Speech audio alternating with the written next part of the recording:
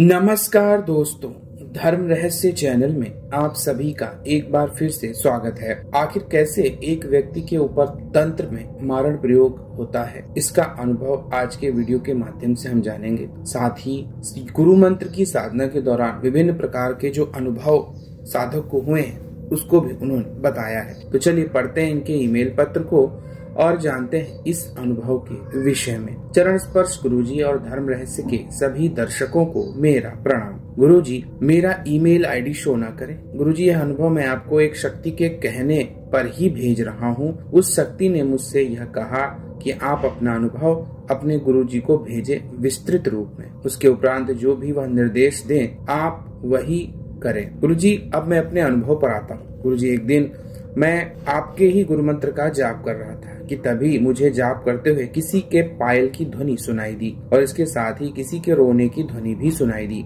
जब मैं सोने के लिए चला गया तो मेरे कंबल के ऊपर किसी ने मेरा नाम लेते हुए मुझे स्पर्श किया और उठने के लिए कहा, किंतु गुरुजी मैं नहीं उठा। इसके बाद स्वप्न में एक पिशाचिनी को देखता हूँ। वह पिशाचिनी ने मुझसे कहा, आप मेरी साधना कीजिए, मैं आपको सब कुछ प्रदान करूंगी। किंतु मैंने उनसे यही कहा, मेरा उद्देश्य माँ को पूर्ण रूप से प्राप्त करना है, न कि आप जैसी शक्तियों को। इसके बाद मेरा स्वप्न टूट गया। अगले दिन जब मैं भगवान शिव के मंत्र का जाप कर रहा था और ध्यान कर रहा था, तभी मेरे नेत्रों के समक्ष एक तीव्र प्रकाश हुआ।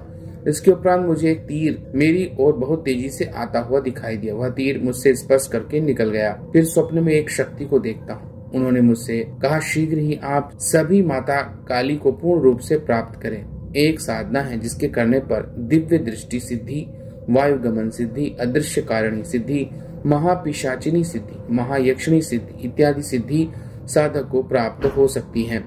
अंतिम दिन माँ काली स्वयं प्रत्यक्ष होकर अपने साधक के मनोवांछित वर प्रदान करती है। साधना 3 दिनों तक करनी होती है। इसमें साधक को 3 दिन तक निरंतर बैठकर साधना करनी होती है। यह एक महातपस्या साधना है।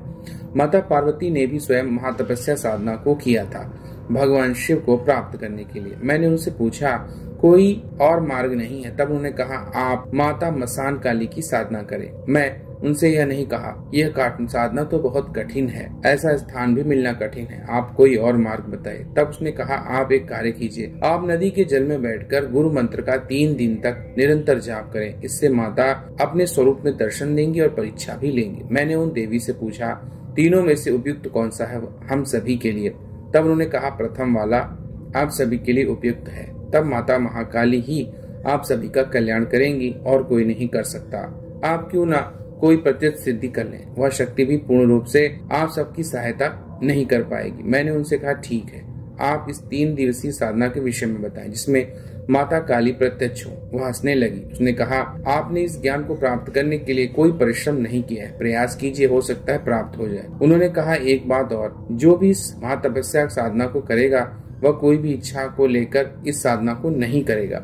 मनुष्य देह अपनी इच्छा की पूर्ति हेतु ही माता के निमित्त कार्यों को करता है। कोई माता की साधना धन प्राप्ति के उद्देश्य से करता है, कोई सिद्धि प्राप्ति के उद्देश्य से। इसलिए जो भी साधना को करेगा उसके अंदर केवल एक ही इच्छा होनी चाहिए, मुझे केवल माता को प्राप्त करना, उनके प्रेम को प्राप्त करना, इसके अतिरिक्त कुछ नहीं चाहिए। आप चारों में से कोई होगा जो माँ को पूर्ण रूप से प्राप्त करेगा। इसके बाद मेरा स्वप्न टूट गया। गुरुजी, इसके बाद मैंने YouTube पर सर्च किया, उसके बाद मैंने गूगल पर सर्च किया, किंतु यह साधना की विधि मुझे कहीं नहीं मिली। इसके बाद यह सारी बात मैंने अपने भैया को बताई। उन्होंने कहा, गुरुजी से इस संबंध में पूछो, हो सकता है वो बता दे। इसके बाद मैंने आपको ईमेल किया, बट आपने यही कहा कि यह मेरे पास विधि नहीं है, किंतु मैंने सोचा था कि आपके पास यह विधि अवश्य होगी। इसके बाद रात्रि में मेरी दीदी को एक स्वप्न आता है और देखती है कि आप उनके समक्ष बैठे हुए हैं। आपके बगल में माता काली भी थी और वह मुस्कुरा रही थी। तब आपने दीदी से कहा, आप एक पेन और कॉपी लीजिए। इसके बाद उन्होंने आपको एक पेन और कॉपी लाकर दिया। तब आपने उस कॉपी में कुछ लिख कर दिया और कहा, यही है, यह एक स्रोत है, इसे ही कीजिए। सुबह उठकर दीदी ने यह सारी बात मुझे बताई। तब मैंने आपको फिर से ईमेल किया। तब आपने कहा कि एक कार्य कीजिए, काली सहस्त्र नाम का 72 घंटे निरंतर जाप कीजिए, पूर्ण ध्यान और एकाग्रता के साथ। फिर मैंने अपनी दीदी को इस बारे में बताया। उन्होंने काली सहस्त्र नाम का पाठ करना आरंभ कर दिया, किंतु 24 घंटे बाद उनकी साधना खंडित हो गई। इस दौरान उनको अनुभव भी हुए। गुरुजी, दीदी ने पुनः इस साधना को किया, किंतु पुनः उनकी साधना खंडित हो गई। मैंने पहले भी आपको अपने शत्रु के बारे में बताया है। वह एक तांत्रिक है और माँ तारा का भक्त भी है। 10 वर्ष तक उसकी साधना उसने की है और पूर्ण सिद्धि को प्राप्त किया है। गुरुजी, वह तांत्रिक नहीं चाहता कि महातपस्या साधना सफल हो, इसलिए वह ऐसे तंत्र प्रयोग करता रहता है जो उसकी साधना में विघ्न उत्पन्न करता है। गुरुजी, इसके साथ ही इस दौरान मेरे चाचा का एक बेटा एक पेड़ के ऊपर से गिर गया। वह एक हॉस्पिटल में कई दिनों तक एडमिट रहा। उस तांत्रिक ने उसके ऊपर भी मारण प्रयोग किया था, किंतु हम सभी ने माता से प्रार्थना की कि माँ, आप उसकी हर प्रकार से रक्षा करें। इसके बाद मुझे एक शक्ति दिखी। उन्होंने मुझसे यही कहा, आप सभी चिंता न करें, उसे कुछ नहीं होगा, किंतु उसे ठीक होने में 1 वर्ष लगेगा। मैंने उन देवी से कहा, देवी, आपसे एक और निवेदन है, कृपया आप मेरी चाची जी को भी वापस ला दें। उन्होंने कहा वह आ जाएंगी। गुरुजी, अभी वह पहले से ठीक है और मेरी चाची भी वापस आ गई है, किंतु गुरुजी, वह तांत्रिक इतना सब करने के बाद भी शांत नहीं बैठा। आगे मैं आपको बताता हूँ कि वह तांत्रिक किस प्रकार मारण प्रयोग के रूप में माता काली को ही मुझे मारने के लिए भेज दिया था। गुरुजी, इसके बाद एक रात्रि इंद्रदेव मेरे स्वप्न में आए। उन्होंने मुझसे यही कहा कि आप सभी का कल्याण केवल माता ही कर सकती हैं। मैंने उनसे पूछा, माता यक्षणा कौन है? तब उन्होंने माता काली की प्रतिमा को देखते हुए कहा, यही माता यक्षणा है। और उसके उपरांत मेरा स्वप्न टूट गया। एक और बात गुरुजी, माँ काली का एक स्वरूप है, हालांकि इस स्वरूप का मुझे पूर्ण ज्ञान प्राप्त नहीं हुआ। जितना शक्ति ने बताया उतना ही मैं आपको बता रहा हूँ। उस शक्ति ने मुझे बताया कि भगवान शिव ने जो हलाहल विष पिया था, वह वास्तव में हलाहल विष के रूप में उन्होंने एक काली शक्ति का पान किया था, जिसे हम कालकूट काली के नाम से जानते हैं। उन्होंने कहा, हो सकता है भविष्य में माँ अपनी स्वरूप के बारे में आपको पूर्ण ज्ञान प्रदान करें। इसके साथ ही उन्होंने कहा, आपके ऊपर 4 महाशक्तियों की कृपा है। प्रथम है भगवान शिव, द्वितीय है हनुमान जी, तृतीय है भैरव जी, चतुर्थ है माता काली। किंतु माता काली की यहाँ पर विशेष कृपा है। उन्होंने कहा, आपको तो ज्ञात ही होगा, जब आप बाल अवस्था में थे तो माता काली ने सर्वप्रथम आपको अपना स्थान मतलब स्तनपान करवाया था। आपने कई जन्मों तक माता काली की तपस्या की है। आपके जन्म से ही आपके साथ यह शक्ति विद्यमान है। पूर्व जन्म में एक गलती की थी जिसके कारण यह जन्म हुआ है और यह उसी का परिणाम है। गुरुजी, अब मैं अपने मूल अनुभव पर आता हूँ। यह घटना अभी कुछ दिन पूर्व की है। एक दिन मैं किसी कार्य के कारण बाजार गया हुआ था। जब मैं उधर से आ रहा था तभी एक गाड़ी मेरी ओर तीव्र गति से आई, किंतु थोड़ा सा मैं बच गया, नहीं तो वह गाड़ी मुझसे टकरा जाती। यह आपकी और माता की ही कृपा थी कि मुझे कुछ नहीं हुआ। उसी रात्रि एक शक्ति मेरे स्वप्न में पुनः आई। उन्होंने मुझसे कहा, आपके ऊपर मारण प्रयोग किया गया था जिससे वाहन दुर्घटना में मृत्यु हो जाए, किंतु आप अपने गुरु के ऊपर और माता के ऊपर पूर्ण विश्वास रखिए, कोई कुछ नहीं कर पाएगा। इसके अगले दिन थोड़ा स्वस्थ नहीं लग रहा था मैं, मुझे थोड़ा फीवर जैसा आने लगा और बारिश भी हो रही थी, मुझे ठंड भी लग रही थी। भैया ने कहा, डॉक्टर को दिखाकर दवा ले लो। मैंने कहा, ठीक हो जाएंगे। फिर मैं गुरु मंत्र का जाप करने लगा। बुखार उतर गया और मैं ठीक हो गया, किंतु इसके अगले ही दिन मुझे फिर से बुखार आया और इसके बाद एक लेडीज डॉक्टर रहती है, मैं उनके पास गया और उन्होंने एक थर्मामीटर से मुझे चेक किया। उन्होंने कहा, सब कुछ तो नॉर्मल है। फिर मैं घर आ गया। मैं सोचने लगा, शक्ति ने कहा था विस्फोट होने वाला है और यह तांत्रिक विस्फोट होगा। इसमें या तो आपके माता के साथ कुछ घटित होगा या फिर आपके चाचा के बेटे के साथ। अगर यह तांत्रिक विस्फोट सफल हुआ तो किसी न किसी की मृत्यु निश्चित है। यह विस्फोट इस माह की 13 तारीख को बताया गया था। हालांकि मैंने भैया को इस बारे में बताया था। तब उन्होंने काली सहस्त्र नाम का 24 घंटे पाठ किया। इसके बाद उस दिन ऐसा कुछ भी घटित नहीं हुआ, किंतु इसके 2 दिन बाद जब माता सरस्वती का पूजन दिवस था तब मेरे ऊपर भीषण मारण प्रयोग किया गया। मेरा स्वास्थ्य पहले से ही उस दिन ठीक नहीं लग रहा था। उसके एक दिन पूर्व शक्ति ने मुझसे कहा कि आपसे कुछ गलती हुई है, माता काली और भैरवी आपसे अप्रसन्न है। गुरुजी, उस दिन कुछ गुरु भाइयों से भी मेरी बात हुई थी। मैंने उनको अपने स्वास्थ्य के विषय में कहा जो ठीक नहीं लग रहा था। आज नहीं बता पाऊंगा। तब उसके बाद मैं सोने के लिए चला गया, किंतु आज नींद ही नहीं आ रही थी। तब मैंने आपका नाम जपना शुरू कर दिया और इसके बाद मैं कब सो गया मुझे पता ही नहीं चला। स्वप्न में स्वयं को मैं एक स्थान पर देखता हूँ। मैं उस स्थान पर एक व्यक्ति को देखता हूँ। वह माता काली का पूजन कर रहा था। मैं उस व्यक्ति के पीछे खड़ा था, इसलिए उसका फेस नहीं दिख पा रहा था। तभी वह मेरी ओर मुड़कर हंसने लगा। उसने कहा, आज तू नहीं बच पाएगा। यह वही तांत्रिक था जिसका वर्णन मैंने आपको इस अनुभव के पहले किया था। मैंने उससे कहा, यम पाश में भी इतनी सामर्थ्य नहीं कि मेरे प्राण ले सके, जब तक स्वयं महाकाल और महाकाली की इच्छा ना हो। फिर वह हंसने लगा। उसने थोड़ा सा सिंदूर लिया और माता के समक्ष जाकर विभिन्न प्रकार के मंत्र उच्चारण करने लगा। मंत्र उच्चारण के बाद उस सिंदूर को माता काली के ऊपर छिड़क दिया। उसने ऐसा करने पर वहाँ पर एक तीव्र प्रकाश हुआ। माता काली साक्षात प्रकट हो गयी। माँ ने लाल रंग की साड़ी को पहना हुआ था। उनके नेत्र रक्त वर्ण थे।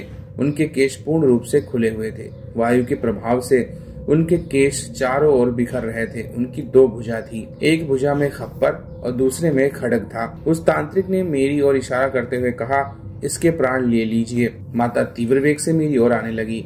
उन्होंने मेरे समक्ष आकर जैसे ही अपने खड्ग से मुझ पर प्रहार करना चाहा, तभी मैंने माता का हाथ पकड़ लिया। मैंने माता से कहा, माँ, इतना ही भी शीघ्र किया तो एक बार मैं आपसे प्रेम तो समर्पण कर दूं।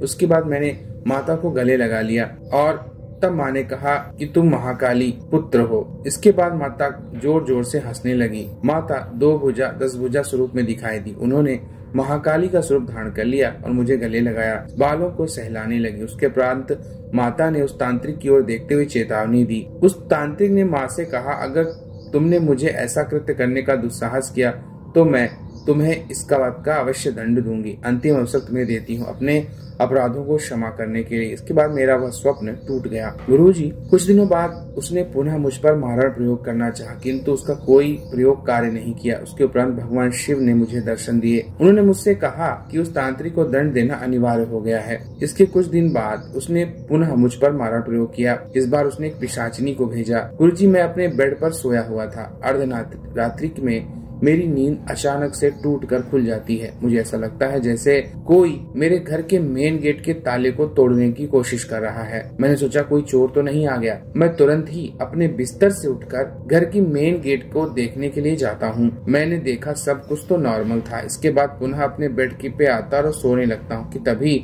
मेरे पीछे पायल की ध्वनि सुनाई देती। इस पर ध्यान नहीं देता। इसके बाद मैं सोने के लिए चला जाता हूँ। तभी स्वप्न में मुझे एक स्त्री घर के मेन गेट के बाहर दिखती है।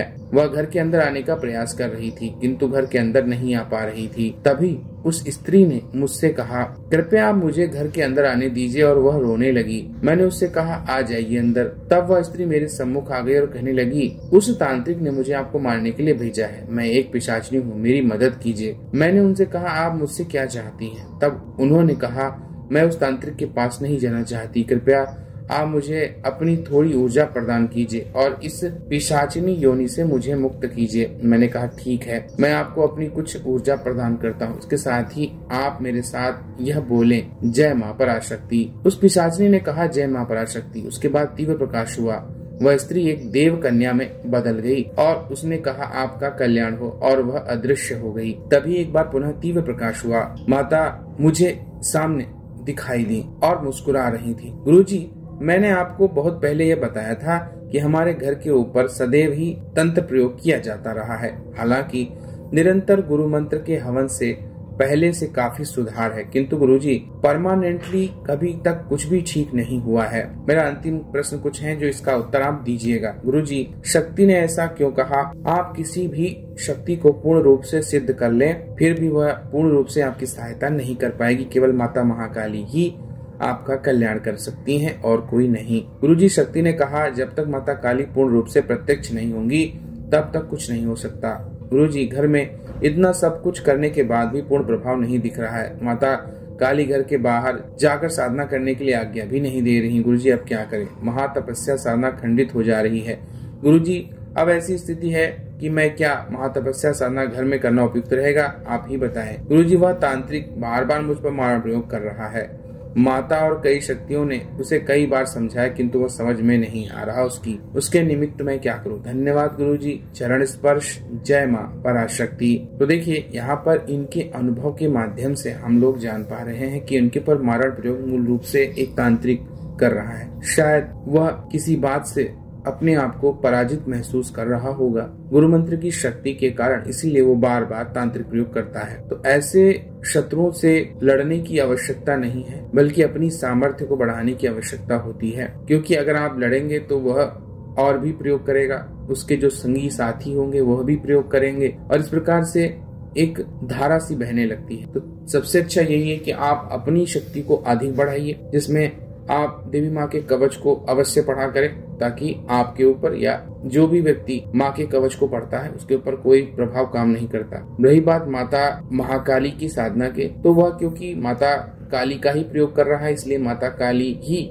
इधर भी रक्षा करेंगी। इसलिए माता का महाकाली स्वरूप की साधना सर्वोत्तम है और उनकी पूजा से आपके अंदर ऐसी सामर्थ्य आएगी कि किसी प्रकार के तांत्रिक प्रयोग अगर आपके ऊपर किए जाते हैं तो उनसे आप अच्छी प्रकार से बच सकें और बच भी जाएंगे। वैसे गुरु मंत्र सदैव रक्षा करता है, लेकिन माता महाकाली दंड भी देती हैं, यानी कि वह न सिर्फ रक्षा करेंगी बल्कि गलती करने वाले को दंडित भी कर देती हैं। इसके अलावा अगर कई सारे दुश्मनों से हमेशा खतरा महसूस होता है तो माता बगलामुखी की साधना भी बहुत उत्तम है। इसमें जो शत्रु होता है सबसे पहले उसका मुख बंद होता है।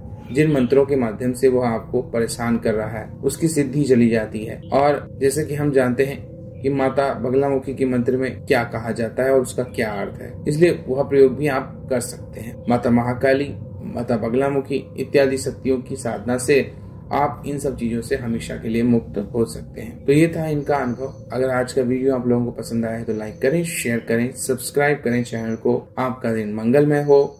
जय मां पराशक्ति।